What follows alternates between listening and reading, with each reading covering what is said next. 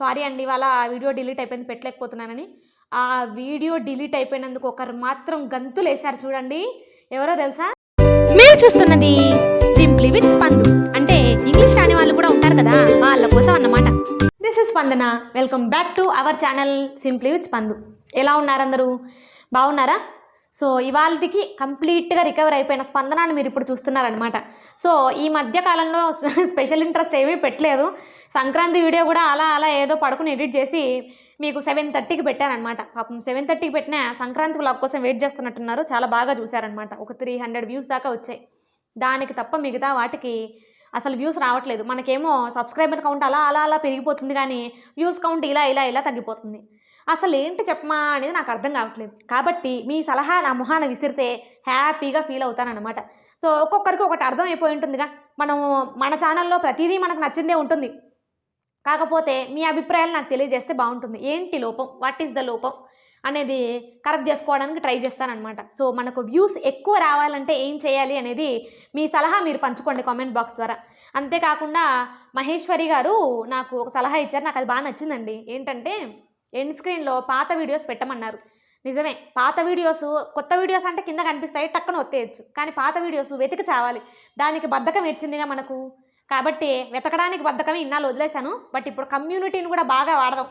Instagram కూడా పాపం వెలవెలబోతుంది. మన పర్సనల్ ఫొటోస్ అస్సలు షేర్ చేయడం లేదు ఈ మధ్యకాలంలో. అసలు యాక్చువల్లీ ఫొటోస్ కూడా తీసుకోవట్లేదు.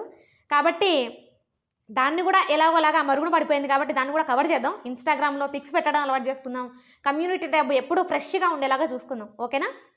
సో ఇంకా ఏమైనా సలహాలు ఉంటే మీరు చెప్పండి. ఇంకొకరు ఏంటంటే శ్రీనివాస్ గారు, పేరు ఎందుకులేండి మరి, పూర్తి పేరు సరిగ్గా గుర్తులేనప్పుడు. సో శ్రీనివాస్ గారు ఏం చెప్పారంటే గివ్ అవే ప్లాన్ చేయండి అని చెప్పేసి.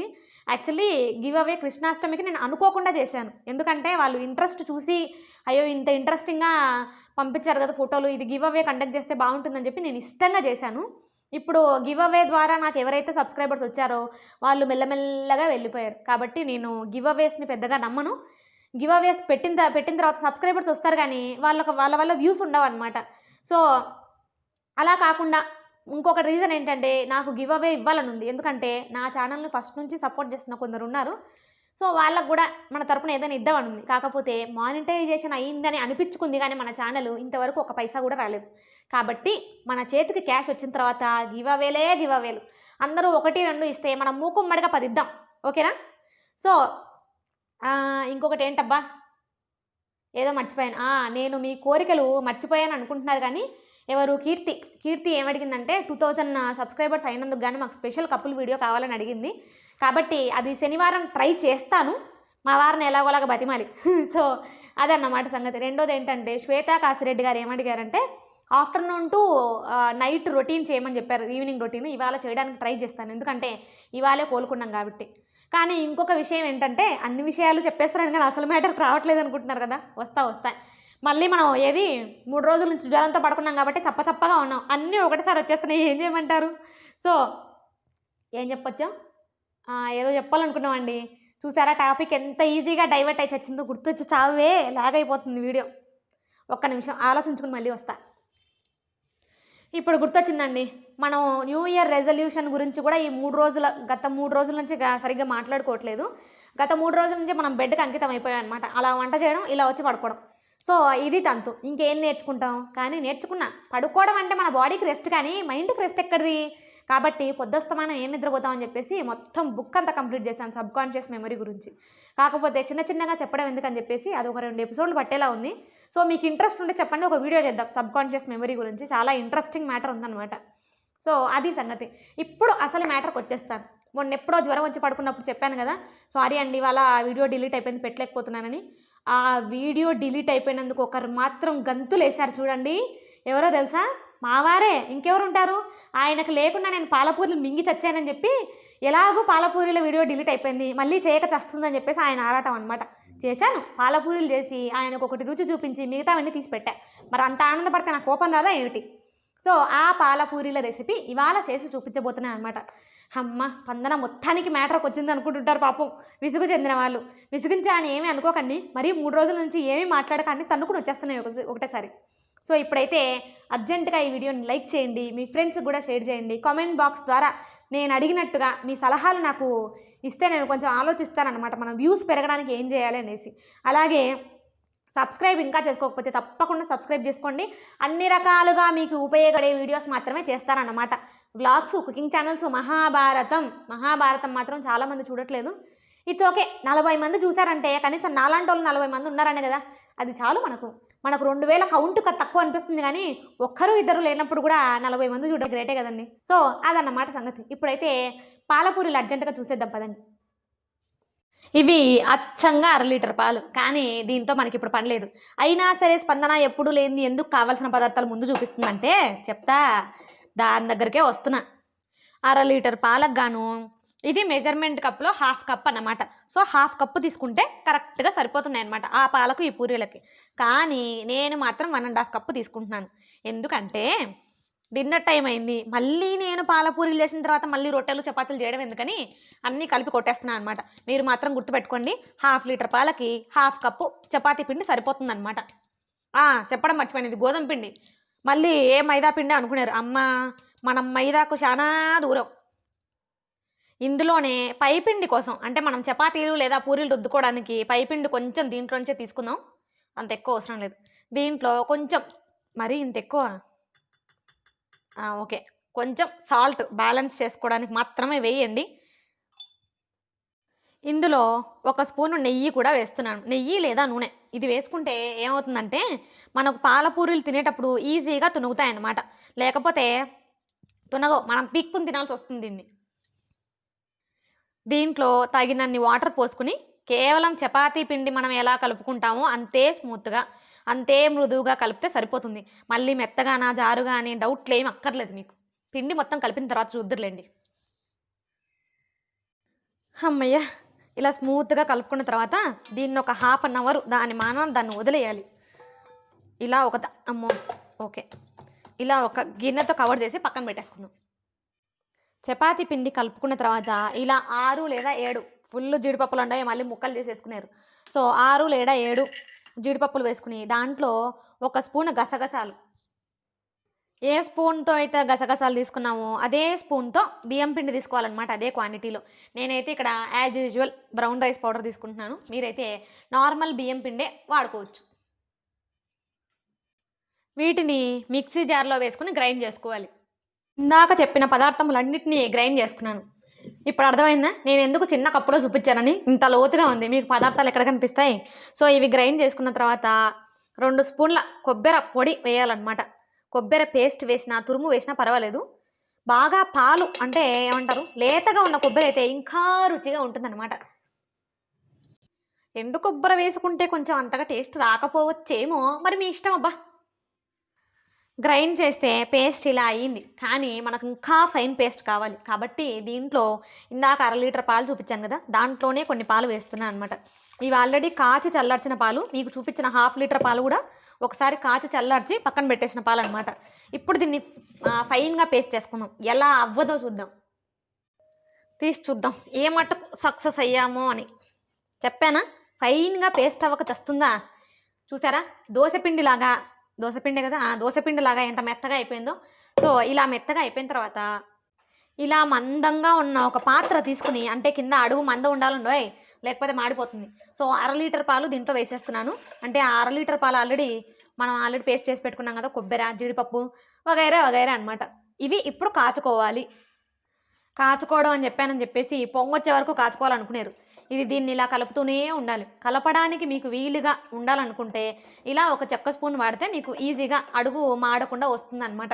ఇవి కాస్త చిక్కబడాలంటే 1/2 లీటర్ పాలు కాస్త దగ్గర 1/4 లీటర్ అయిపోవాలన్నమాట. అది సంగతి. సో తిప్పుతూనే ఉండాలి ఇలాగ. అమ్మ, మొత్తానికి తిప్పగా పాలు చిక్కబడ్డాయి అబ్బా. దీంట్లో నేను 1/2 కప్పు కంటే కొంచెం గోపురంలాగా వేసి చేస్తున్నాను. మీ రుచికి తగ్గట్టు మీరు వేసుకోండి. కావాలంటే మీరు షుగర్ కూడా నిరభ్యంతరంగా వేసుకోవచ్చు, మీ ఇష్టం అది.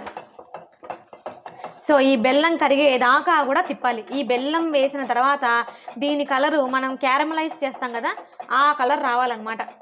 దాన్ని ఏమంటారు అబ్బా, పీనట్ బటర్ ఉంటుంది కదా, ఆ కలర్ రావాలి. చూసారా, వేసి వేయగానే కలర్ ఎంత బాగా చేంజ్ అయిందో.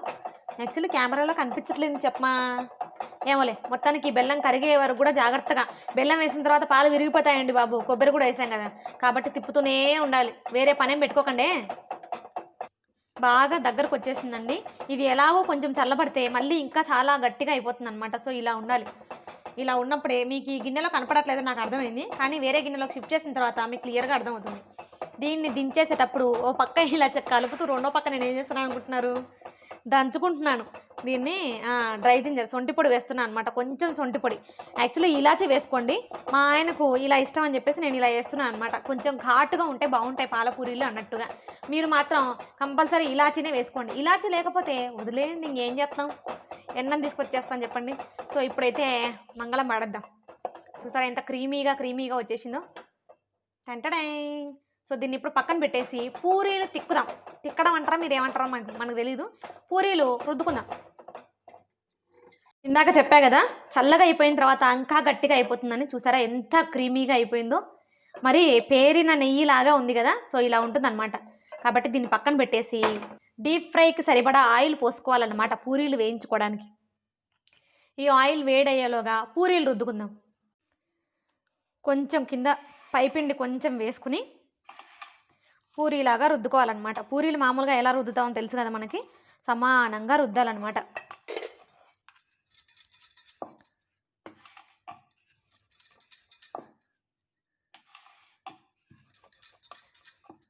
కానీ ఈ పూరీలు పల్చగా ఉంటే ఇంకా బాగుంటాయండి.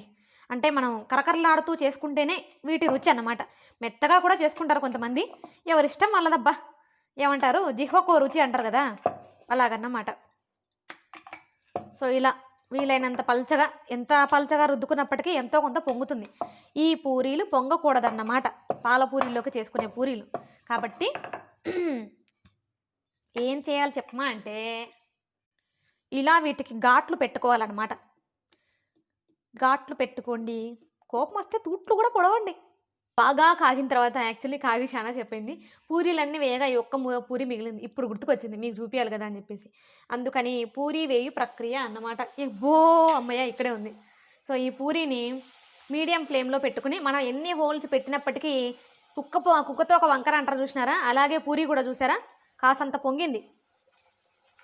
కొంచెం గోల్డెన్ బ్రౌన్ కలర్లోనే, ఏమంటారబ్బా ఆరెంజ్ కలర్లో, గోల్డెన్ బ్రౌనే కరెక్ట్, గోల్డెన్ బ్రౌన్ కలర్లో వచ్చే వరకు దీన్ని ముంచుతూ ఉండాలన్నమాట. పైకి వచ్చినా కూడా